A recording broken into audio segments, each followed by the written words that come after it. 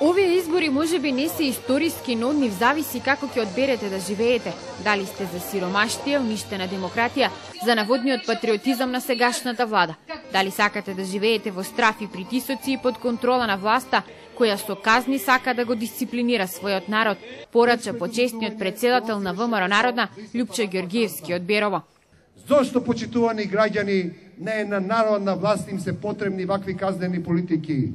За да ве држат под контрола, за да одите да ги молите, да плачете, да бидете нивни гласачи. Нему го земајте правото на граѓанинот, на македонецот да ја критикува сопствената власт. За споредба Ѓоргиевски потсети на големите проекти, реализирани во времето кога тој беше премиер, како изградбата на Плаушник до Иранското езеро.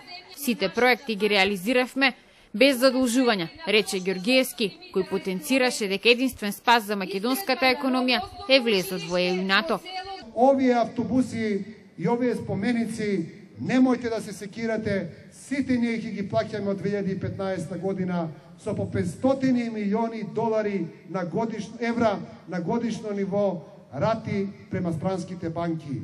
Според Маријан Додовски, председател на ВМРО Народна, со лоша инфраструктура, никаква економија, Источна Македонија е на дното. Затоа една од главните точки во нивната програма е решавање на статусот на стечајците. Во делот на социјалната и економската политика, ВМРО Народна партија има една континуирана константа во делот на решавање на најгорливите проблеми.